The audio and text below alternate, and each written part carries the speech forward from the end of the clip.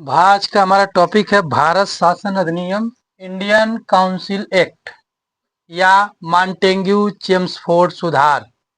इसी को क्या कहते हैं? मॉन्टेग्यू चेम्सफोर्ड सुधार। मॉन्टेग्यू क्या थे? भारत के राज्य सचिव थे, ठीक।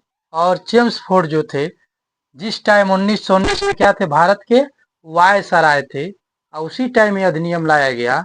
इसीलिए इसको क्या कहते हैं? मॉन्टेग्यू चेम्सफोर्ड सुधार के नाम से भी जाना जाता है। तो इसमें हम समझ लेते हैं क्या क्या प्रावधान थे। तो पहला प्रावधान था केंद्र में द्विसदनात्मक, यानी आपको पता है कि विधायिका दो तरह की होती है, एक सदन वाली होती है, एक दो सदन वाली। हमारे केंद्र में दो सदन की विधायिका है, एक लोकसभा है, एक राज्यसभा है। लेकिन राज्यों में क्या है? 5-6 राज्यों को छोड़ दीजिए, बाकी सभी राज्यों में एक सदन की विधायिका, यानी सिर्फ विधानसभा है, विधान परिषद नहीं है। जैसे उत्तर प्रदेश में विधानसभा विधान परिषद दोनों है, ठीक। तो चलिए, तो पहला इसका समझते हैं। पहला है केंद्र में द्विसदनात्मक विधायिका। केंद्र में द्विसदनात्मक विधायिका, केंद्र में द्विसदनात्मक विधायिका की स्थापना की गई। विधायिका की स्थापना की गई। विधायिका की स्थापना की गई। पहली राज्य परिषद, पहली राज्य परिषद,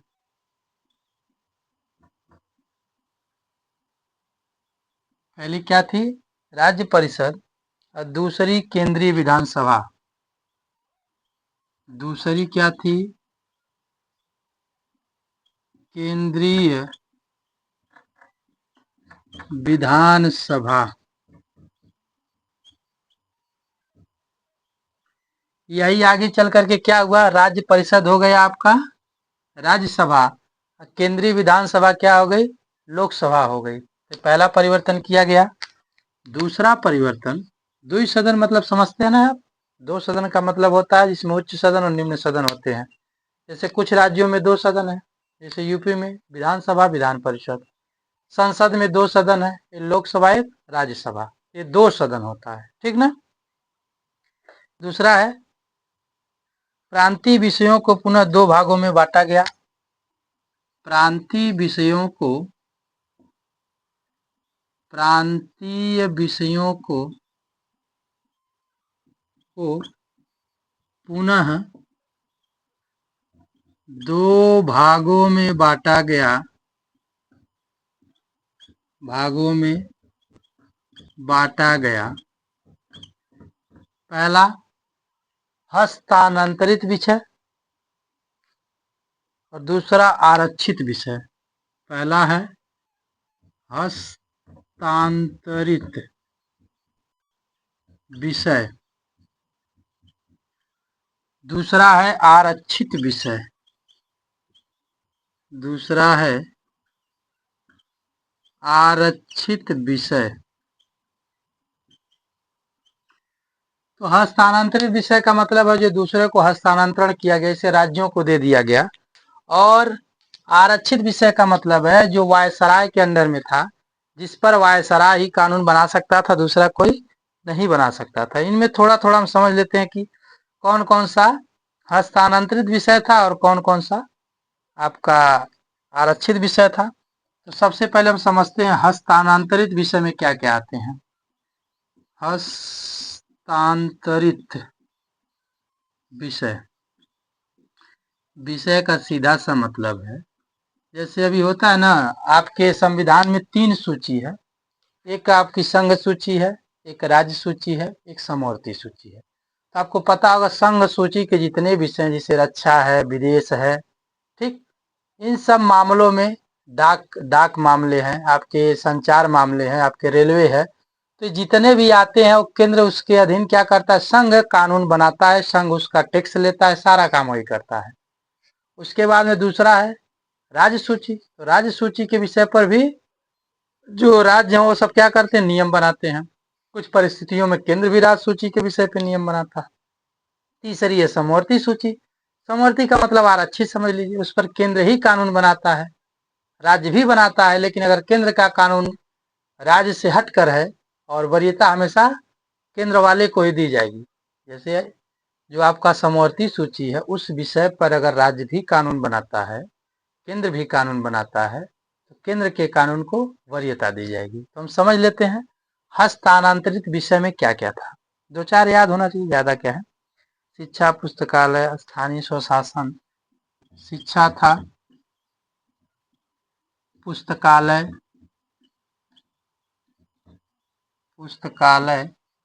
स्थानीय स्वशासन, स्थानीय स्वशासन। स्थानीय स्वशासन मतलब वही पंचायत, नगर पालिका, इन सब विषयों पर जो कानून बनता है ये वही होता है, स्थानीय स्वशासन है। उसके बाद में है सार्वजनिक निर्माण विभाग, चिकित्सा,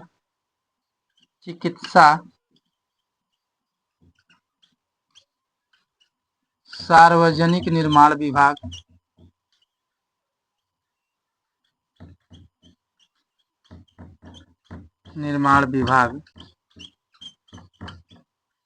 सार्वजनिक निर्माण विभाग।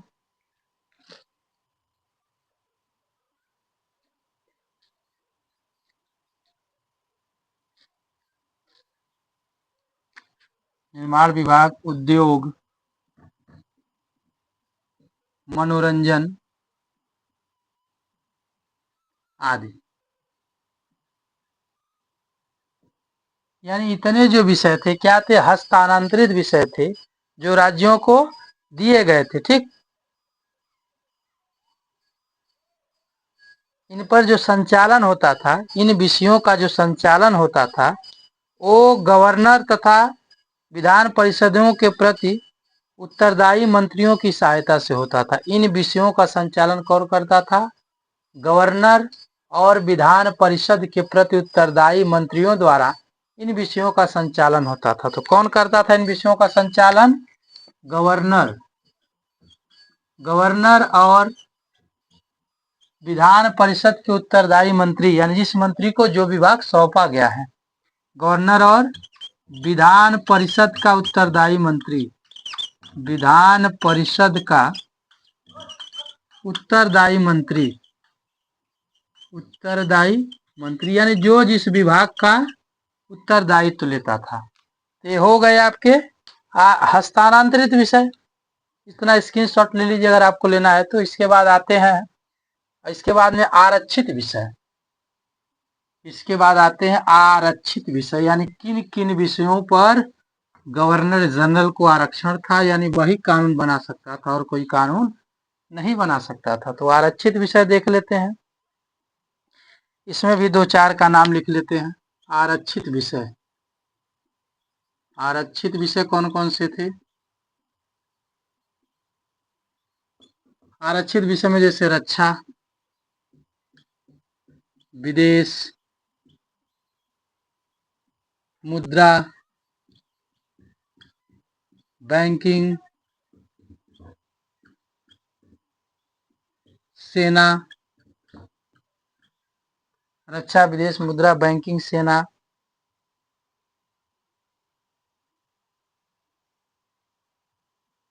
न्याय, पुलिस, छापा खाना, ये सब आरक्षित विषय थे। इस पर कोई और कानून नहीं बना सकता है।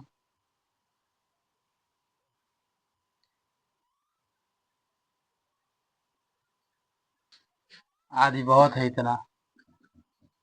इस पर जो कानून बनाता था वो गवर्नर जनरल, इस पर जो कानून बनाता था इन विषयों पर, इस पर कानून कौन बनाता था? गवर्नर और उसकी कार्यकारी परिषद, गवर्नर और उसकी कार्यकारी परिषद, गवर्नर और उसकी कार्यकारी परिषद इस पर कानून बनाती थी। आरक्षित विषयों पर कौन कानून बनाता था? गवर्नर और उसकी परिषद। परिषद में 3 प्रकार के सदस्य होते थे। परिषद में 3 प्रकार के सदस्य होते थे। परिषद में 3 तरह के सदस्य होते थे। ठीक, एक आपके होते थे सरकारी, एक होते थे सरकारी, ठीक, दूसरे आपके होते थे गैर सरकारी, दूसरे आपके क्या होते थे, गैर सरकारी, सॉरी ये आपका है, सबसे पहले निर्वाचित होते थे। 3 तरह के परिषद में सदस्य होते थे, एक निर्वाचित, एक गैर सरकारी, एक निर्वाचित हो गए गैर सरकारी, और एक आपके गैर सरकारी मनोनीत, और एक थे सरकारी मनोनीत, सरकारी मनोनीत। तो परिषद में कितने तरह के सदस्य होते थे, 3 तरह के सदस्य होते। एक तो होते थे निर्वाचित, यानी जिसका चुनाव होता था। दूसरे सदस्य गैर सरकारी मनोनीत होते थे, मनोनीत होते थे लेकिन गैर सरकारी होते थे, विभाग से नहीं होते थे। तीसरे होते थे सरकारी, यानी सरकार की तरफ से जो सेवाओं में कार्य कर रहे हैं, उनमें से कुछ विशेष लोगों को इसमें क्या किया जाता था, मनोनीत किया जाता था। चलिए बस इतना ही, बाकी अगले वीडियो में। धन्यवाद।